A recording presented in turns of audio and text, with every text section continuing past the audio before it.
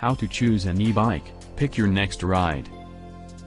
The question I want to ask you is, how do you tell somebody on an e-bike from somebody who's not on an e-bike? You can't, because the audience is exactly the same. In a few moments I am going to explain the basics about how to choose your electric bike, e-bike. In a few moments we are going to talk about how to choose an e-bike.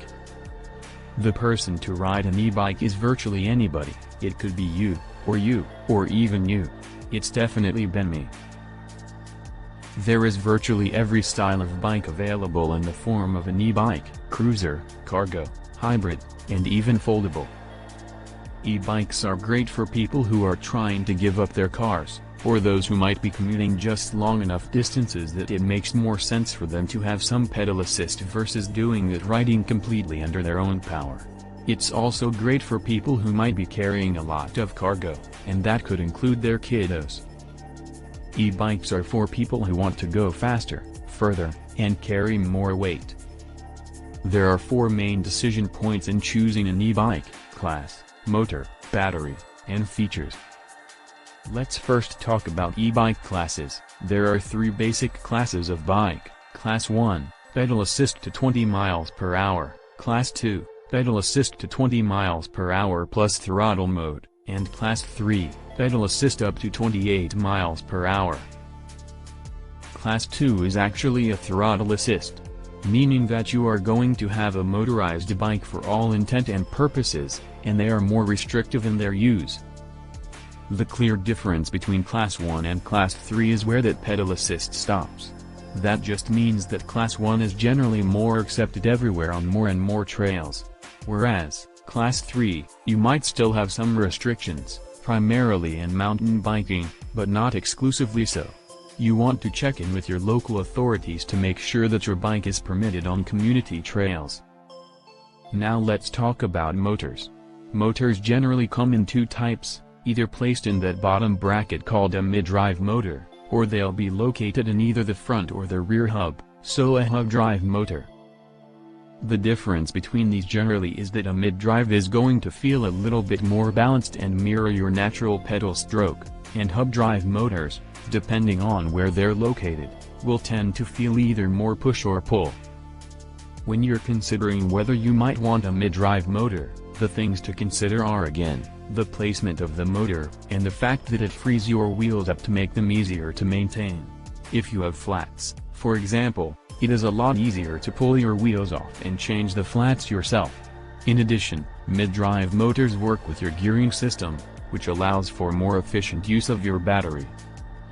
The other 2 major considerations in what a motor does for an e-bike are torque and wattage. Torque is the force that helps move that bike forward, and the wattage is the amount of electricity or power that's required to move that bike. Wattage speaks to how quickly the battery will drain. Typically an e-bike that you're going to purchase in most bike stores is either going to have 250 watts, or 500 watts, and, in some cases you might find 750 watts. Everything is a trade-off. The trade-off will be whether you want more battery life or more power. And typically, you're going to concede one or the other, depending on how you're pedaling, and what type of terrain you're on. Let's talk about the differences between lower wattage, lower torque, and higher wattage, higher torque, and whether one or the other might be more useful to your riding style. When we are talking lower torque, lower wattage, the bike typically will be more efficient, and you might be doing a little bit more of that work on your own with just light pedal assist. The upside of this is longer range. You might want higher wattage, higher torque as if you're looking for that workhorse of a bike. If you need the bike to provide more power under load, and you might be carrying more load, so you need bigger power and you might need less range. It's also great for very hilly terrain, the very terrain where that extra power is super useful.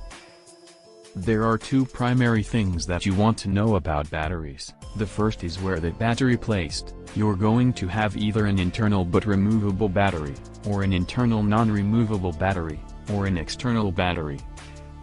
The pros and cons of these are that, clearly in an internal battery, whether it is removable or not. An internal battery makes for cleaner lines on the bike, and makes everything look and feel a little bit more like a regular bike. And it allows you also the option for some braze-ons where you can actually still attach a water bottle cage, for example. An external battery will be more easily removable, and typically more easily exchangeable, and they can be placed in several different areas on the bike. The second consideration of a battery is the capacity of the battery. Typically you're going to find that batteries on e-bikes range from about 250 watt-hours to about 500 watt-hours, but you might find some numbers in between that depending on the brand of the bike. The wattage rating just reflects the battery capacity. The question that everybody asks when they are looking at e-bikes is, how far will this bike take me? The easiest, simplest way to answer that is, it depends on how much pedal assist you're using. The more pedal assist you use, the lower the range. The less pedal assistance you use, the longer the range. When you're considering what the range of the bike is, do consider that manufacturers will post what that range can be. It might be 20 to 40 miles, it might be 40 to 50, or 50 to 70 miles. But, be aware that that range is based on the least amount of pedal assist being used in that e-bike. There are a couple of final considerations that you might want to think about when you are choosing your bike. E-bikes start to have a lot of other really cool integrated features, like built-in lights, built-in security and locks. If you want those things incorporated into the bike, it is something also to think about when you're shopping for an e-bike. One of the most important tools on the bike for most riders is going to be the controller. The controller is the thing that powers the bike on and off. And, it will also allow you to choose the level of assist that you want. But the other things that it may show you, depending on the level of sophistication of the controller, would be battery life, speed, and where you are in your total range. Some controllers have more information than others, so if it's important to you to have more information at your fingertips, you might want to think about that when you're choosing the e-bike. The last thing is the weight on these guys can vary quite a lot. They can be anywhere from 25 pounds to 65 pounds. So keep in mind how you're planning on transporting the bike, and storing the bike, so that this bike will fit into your lifestyle. This should give you a lot of information to start the process for shopping for an e-bike. Click the link in the first comment to find our e-bike and accessory recommendations. As always, size and fit are really important, so check out my video on that and I'll see you out in the trail. And, in the next video.